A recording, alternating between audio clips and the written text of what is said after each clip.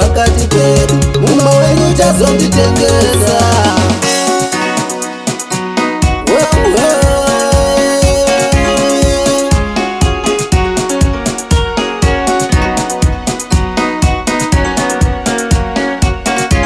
Wakatangaza Jesu,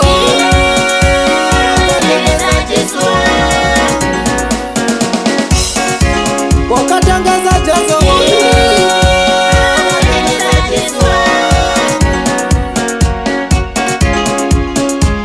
kuda marudzi wakashatoro kwatengeze Jesu we.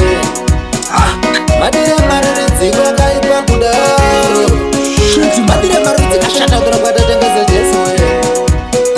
Madire marudzi wakaipa kudaro, ndizvo saka muchiona marine matimoni, munhu anokutengesa. Ndizvo saka muchiona Satani ndotimoni, munhu anokutengesa. Umungwarire Satani itimoni, munhu anokutengesa. Sona chikusekerera munyengeri ndiye,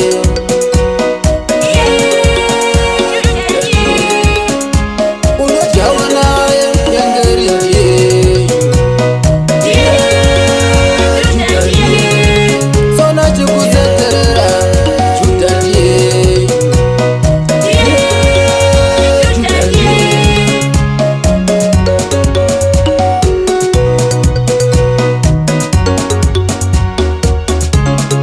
Wakapedze dambudziko, rimwe dambudziko, wakariwe dziramba.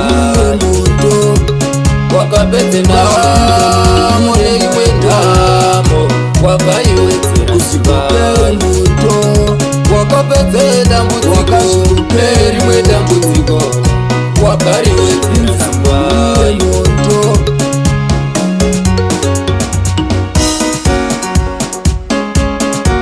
Zvawanga wamboudzwa mazuva angakura, wakakuti ndaro ndidzo dzichakutadzisa kuti upinde denga. Wakakuti ndaro ndidzo dzichakutadzisa kuti upinde denga.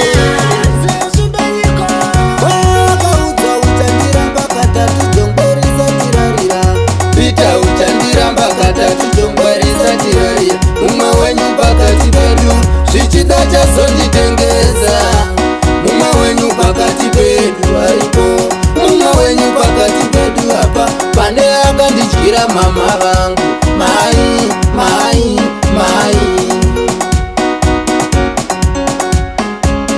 uri kutoomesa, unenge chiti wapedzera.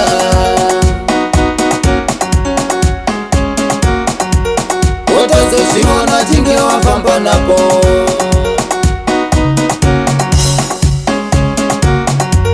Ndaitei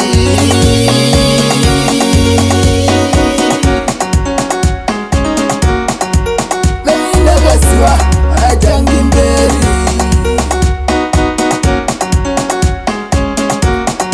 wanga wakayaiko tiritangaza kuvatorwa, Josefa vakamutengesa kuvatorwa.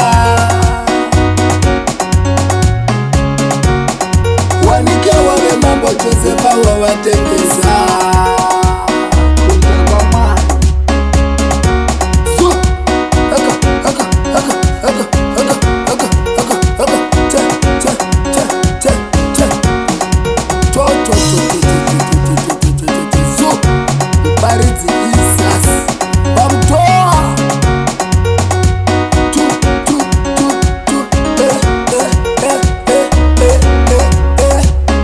Tambira Mwari wako iwewe pamuto